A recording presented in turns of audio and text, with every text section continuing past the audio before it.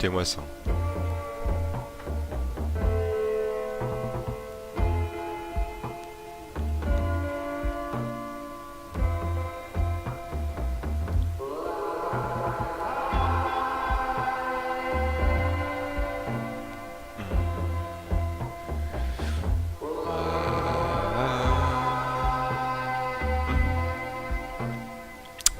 Salut à tous, c'est Shinra. Je voulais juste vous faire profiter de ce morceau de musique, cette OST, parce que Hotline Miami, le jeu sur lequel on se retrouve aujourd'hui, c'est avant tout ça. C'est un gameplay vif, Die and Retry, accompagné de musique qui vont vous mettre en transe, quoi, qui vont vous donner envie de tous les tuer. Parce que le but de jeu, bien sûr, vous avez des niveaux où il faut tuer tous les adversaires qui sont présents. On va commencer tout de suite avec le prologue, le prélude comme ils disent, le métro.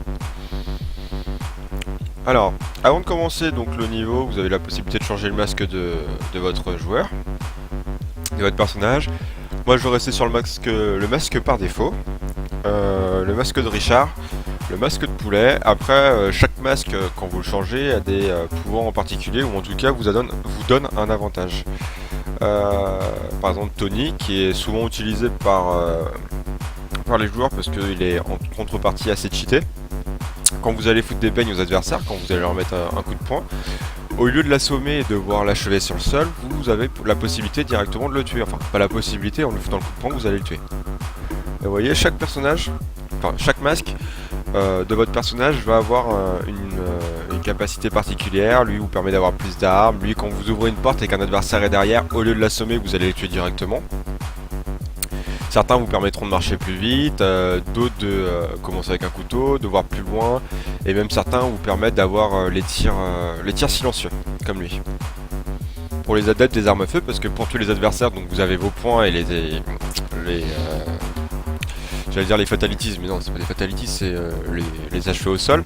Vous avez les armes au corps à corps et vous avez les armes à feu. Armes à feu qui font du bruit. Donc là, vous voyez, c'est la porte pour l'assommer, le coup au corps à corps pour le grimper dessus et l'achever ensuite. Là, si je fais un coup de batte directement dans celui-ci, par exemple, il va mourir sur le coup. Voilà. Donc j'ai fait la première partie du niveau, vous voyez, go, pour faire la deuxième partie. Les premiers niveaux sont assez courts, les autres sont quand même plus difficiles à vider, sachant que quand vous allez dans les autres niveaux, bien sûr, il n'y a pas de checkpoint, en fait, vous allez réapparaître toujours au niveau de l'escalier, c'est-à-dire que là, si dans les prochains niveaux, il me reste que lui à affronter, j'ai fait tous ceux qui sont là, il faudra que je recommence quand même à partir de cet endroit-là. Trop quoi. Ça fait un petit moment que j'ai pas joué, du coup, le temps que je me remette dans le bain, pour les distances notamment.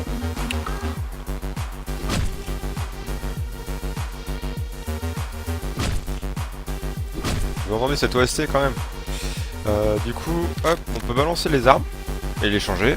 Là j'ai pris le couteau simplement parce que je vais le balancer à un des mecs qui est là. Hop, ah bah, oh putain, c'était très beau ça. C'était magnifique. J'ai réussi à les tuer tous les deux. Ah non merde, putain. J'y ai cru. J'y ai cru et j'étais un peu trop confiant pour le coup. On va recommencer.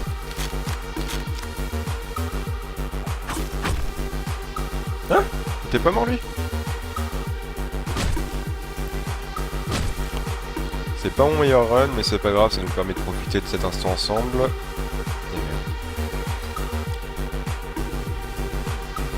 toute façon, contrairement à la vidéo sur Metal Gear Solid 5 qui est sortie juste avant celle-ci, la vidéo là ne durera pas 1 heure et quelques. Le jeu, on en fait le tour beaucoup plus rapidement, en tout cas. Ah, donc là, il y en a un qui est vivant. Ou en tout cas, ça s'apparente souvent la même chose après, quoi. Ça reste le même principe, vous avancez dans les niveaux, vous tuez les adversaires.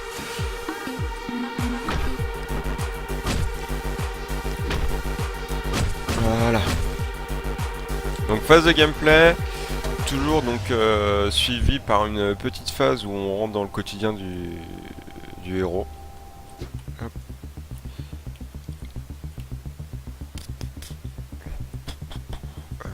Je me rappelle que ce passage-là est un peu plus compliqué parce que l'adversaire a une arme et pas moi.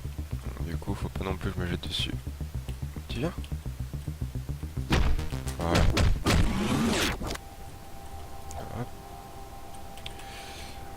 Et du coup là on vomit parce que on vient d'effectuer les premiers meurtres de notre personnage. Ça rentre dans le cadre de l'histoire qui est assez compliqué. Ouais, moi j'ai pas fait le jeu spécialement pour l'histoire et sachant que le 2, avec l'ennemi Miami 2, le jeu tourne essentiellement autour de l'histoire justement, ils ont mis l'aspect scénario beaucoup plus en avant. Le 1 pour moi c'est juste un petit synopsis pour pouvoir faire le jeu. À tort, parce que visiblement l'histoire est quand même assez recherchée dans Hotline Miami, enfin assez recherchée. Il y a des petites subtilités. Maintenant, moi c'est vraiment un jeu qui me tripe et qui me plaît pour son aspect très arcade, couplé avec une OST de génie qui te donne envie de limite de rusher les niveaux, mais en passant par chaque salle, on entend tout le monde, tu vois, mais le plus vite possible. Enfin, moi, c'est l'impression que ça donne, tu vois. Là, il n'y en a rien, tu vois, c'est bam bam, hop, je cours là, bam. C'est l'envie.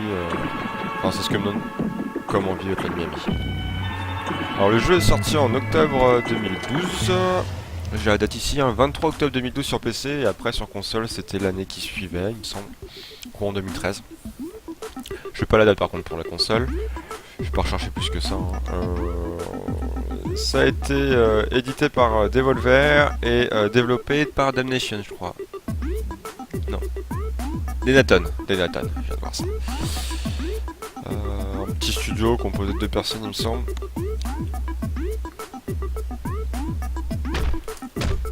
Il me semble aussi que pour l'OST, c'est pas des pistes originales. C'est pas des pistes faites exprès pour le jeu, mais des artistes pour lesquels ils ont payé les droits. Ah merde, il avait un flingue lui aussi. Je vais me taire, je vais vous laisser profiter de l'OST un peu.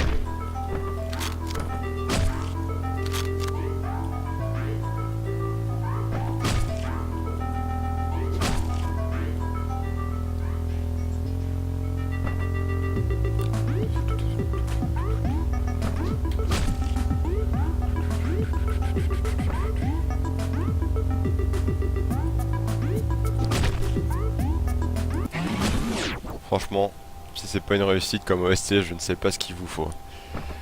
Parce que même moi, ça fait pas partie de mes standards. Et pourtant, quand je lance le jeu, je suis toujours pris dedans.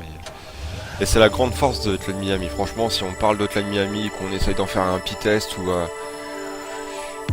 en tout cas aborder le sujet avec quelqu'un et qu'on ne parle pas de son OST, c'est louper 50% du soft, puisqu'en final c'est comment dire, c'est la fusion entre le gameplay et l'OST qui fait que le jeu est aussi bon, quoi. Et pour le 2, bah, j'y ferai une vidéo un peu plus tard. On a un peu moins l'aspect arcade, on est beaucoup plus dans une histoire, par contre l'OST est tout aussi réussi, et ça je m'y attendais pas. Quand j'ai vu que l'OST de Hotline Miami 1 était aussi unique, entre guillemets, je me suis dit comment ils vont faire pour le 2. Et au final, ils ont plutôt bien géré le truc. Le 2 est même réussite pour beaucoup. Moi, un peu déçu du fait du level design. Le level design que je trouve un peu moins inspiré. Qui repose un peu plus sur, à mon niveau, le fait d'utiliser plus souvent des armes que des attaques au corps à corps. Puisqu'on a beaucoup plus de vitres, comme là, vous voyez, les trucs qui sont au niveau de mon curseur.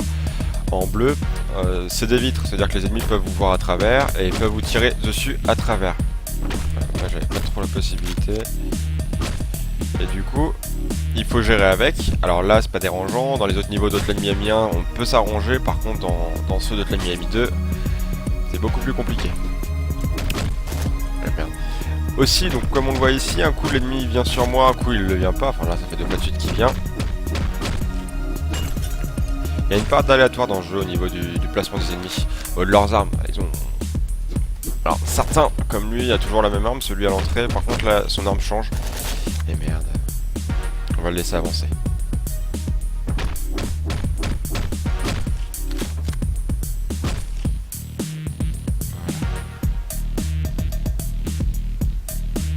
Donc il y a une part d'aléatoire au niveau du positionnement des ennemis.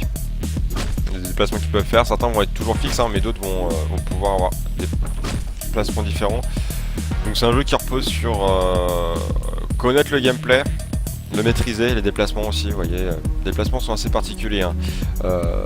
Moi je joue avec ZQSD, donc quand vous appuyez sur Z vous allez en haut, vous voyez Q et D droite-gauche. Sauf que pour se déplacer sur l'environnement au départ, faut s'habituer quoi. Faut s'y habituer, surtout pour avoir des mouvements rapides, par exemple vous voulez attirer l'ennemi, faire ça, hop et revenir. Faut s'y habituer, maintenant ça réagit plutôt bien, c'est très vif comme jeu.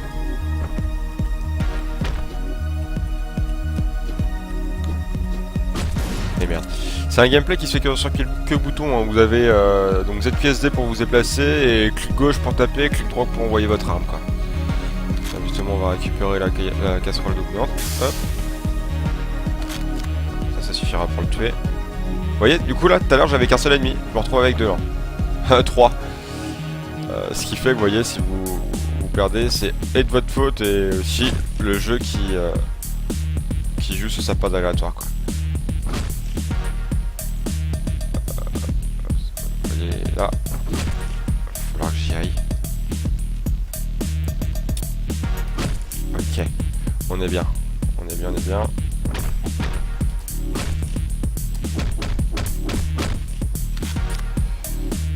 Lui il a un couteau, ça devrait le faire, voilà. Il me reste ceux qui sont là. Il doit être tout seul parce que ses copains sont mis en haut. Donc là, possibilité, je rentre, je lui lance ma batte de baseball, je l'assomme et après je vais le finir. Ou alors j'attends qu'il s'approche de la porte et je lui donne un coup de batte directement. Vu les déplacements qu'il a actuellement, voici là. Hop. Et il en reste un. Il est où le dernier? Il est là. Du coup là on rush, on lui saute dessus et on le tape avant qu'il ait le temps. Hop. Attention, c'est fini.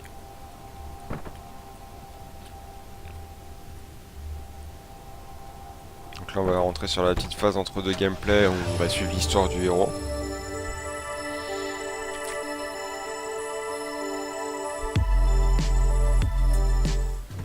Donc très années 80 comme jeu. En termes de... il y a un parti pris au niveau des graphismes. Très pixelisé, mais ça fait le charme du jeu. Un parti pris au niveau de l'OST qui est assez atypique. Et au niveau de l'ambiance. Vous voyez, c'est assez glauque, assez violent. Et d'un autre côté, on est sur le magasin de cassettes, là, magasin de VHS. Il faut savoir que le jeu en fait se déroule pendant la guerre froide. Et vous affrontez un gang russe. Et à la fin, il y a un complot russe à moitié. Je ne sais quoi, j'ai pas trop suivi le scénario comme je vous l'ai dit. J'avais lu des explications sur celui-ci et ça m'a échappé de l'esprit.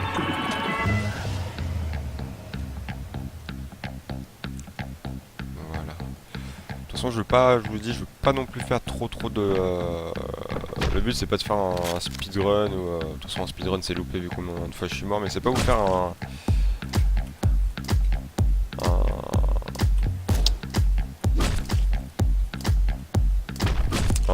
walkthrough du jeu. C'est juste profiter un peu. C'est quoi ça, des ciseaux? Profiter un peu du jeu ensemble, faire les premiers niveaux et puis après on... Mais merde! Je pensais qu'avec la porte je l'avais assommé.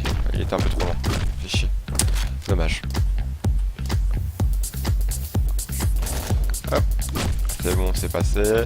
Là ils ont tous les des armes, donc on va attendre que l'autre arrive devant la porte. On va l'assommer, on va courir sur le deuxième, lui foutre un coup de batte, et après on va achever le premier. Hop. Voilà, très sanglant comme jeu. Et encore je vais vous montrer le boss de fin de celui-ci. Enfin boss de fin. Le boss de niveau, parce qu'on va rencontrer notre premier boss dans ce niveau là, et son exécution est assez violente aussi. Et là on se comprend pourquoi ils ont aussi pris le choix de faire un jeu en tout pixelisé. Pour que la violence passe mieux, on va dire. Et là, ce sera le boss de fin de niveau lui. Ils sont tous armés là. Ah, écoutez-moi cette OSC franchement.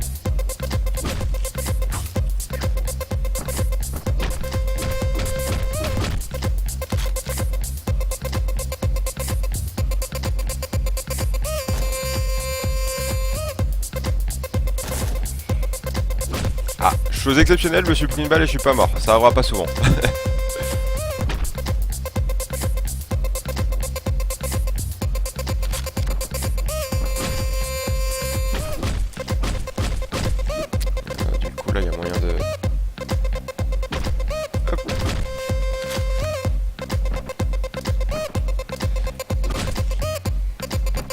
Non!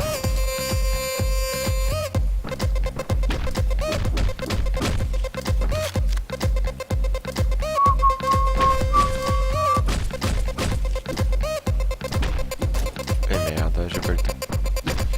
Je peux m'arrêter après ce niveau là de toute façon, puisque ensuite le jeu se répète, hein, entre guillemets.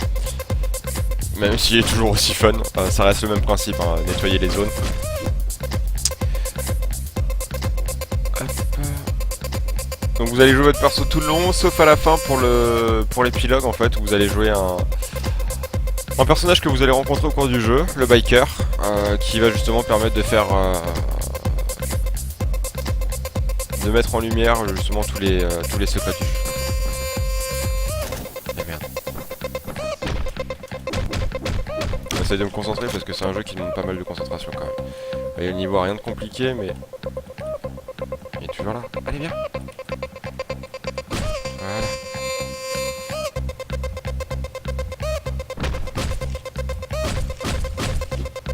Voilà. Du coup là... Comment passer attends qu'il s'approche d'une porte, mais après, est-ce qu'il va s'approcher de la bonne porte ou alors... Non. Allez, viens là.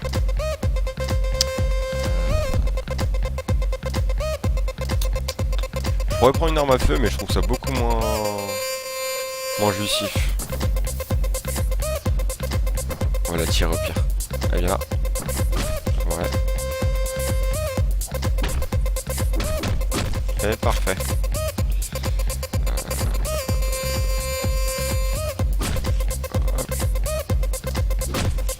Oui, il n'y a rien de compliqué quand on prend son temps et qu'on fait bien attention à ce qu'on fait, qu'on se précipite pas. La patience est une vertu quand même. Et merde.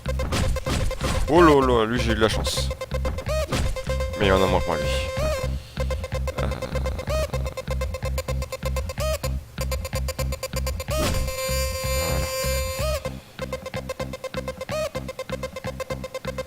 Et viens. Allez viens.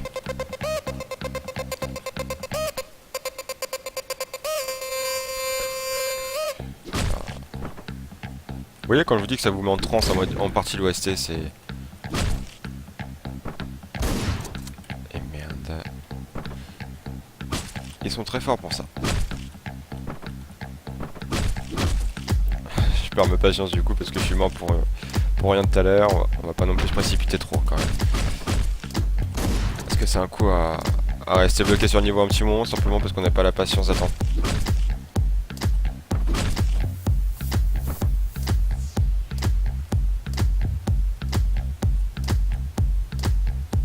Je crois qu'il m'avait mais qu'il ne compte pas venir et qu'il attend juste de me tirer dessus au moment où je me déploie. Voilà. Et merde. Je pensais que j'arriverais à avoir les deux.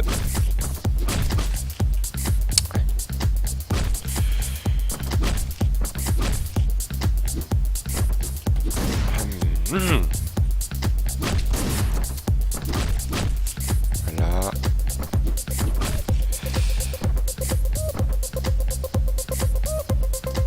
Allez, je voudrais bien vous montrer le boss. J'ai pas envie que la vidéo traîne trop longtemps, mais au moins vous montrer le boss. Il faut juste que tous ceux qui sont dans la salle. Et merde. Alors vous savez quoi, je vais pas m'embêter.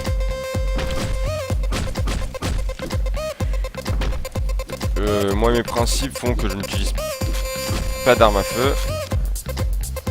Et du coup, on va en abuser un peu.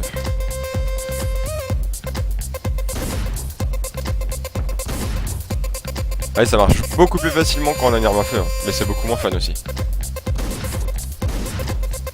Vous avez vu la vitesse à laquelle je le tue là? Là le dernier est là. Voilà. Mais c'est moins fun, c'est beaucoup moins drôle. Foutre un bon coup de patte de baseball dans la tronche, ou même lui lancer un couteau dessus, je trouve ça beaucoup plus amusant. Là par contre pour le boss c'est quasiment obligé d'avoir... Hop, il est pas très compliqué quand on a cette arme là. Voilà. Et du coup, on l'achève. Vous voyez, regarde. Quand je vous dis qu'il n'y a pas de demi-mesure et que là c'est bien sanglant, c'est que c'est glauque. Voilà, on va s'arrêter là du coup. Donc un jeu, si vous l'avez jamais touché, faites-le quand même.